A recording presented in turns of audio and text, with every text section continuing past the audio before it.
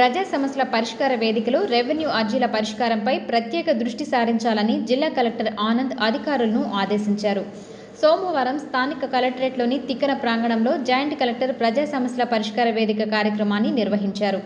కలెక్టర్తో పాటు joint collector Karthik, DRO Uday Bhaskar Rao, జిల్లా పరిషత్ సిఇఓ విద్యారమ, జిల్లా పంచాయతీ అధికారి శ్రీధర్ రెడ్డి ప్రజల నుంచి అర్జీలు స్వీకరించారు. ప్రజా సమస్యల పరిష్కార వేదిక కార్యక్రమానికి 263 అర్జీలను ప్రజలు అందజేశారు.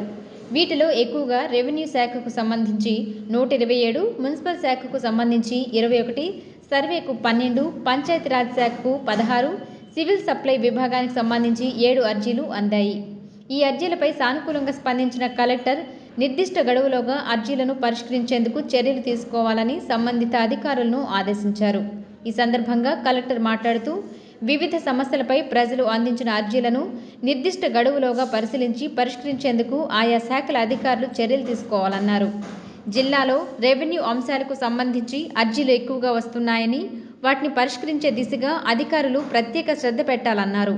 ఈ కార్యక్రమంలో డిఆర్డీఏ, డ్వామా, హౌసింగ్, ఐసిడిఎస్ పీడీలు నాగరాజ్ కుమారి, గంగా భవానీ, వేణుగోపాల్, సుశీల, డిటిసి చందర్, డిఈఓ బాలాజీరావు, జలవనరుల శాఖ ఎస్సీ దేశ్ నాయక్ తదితరులు పాల్గొన్నారు.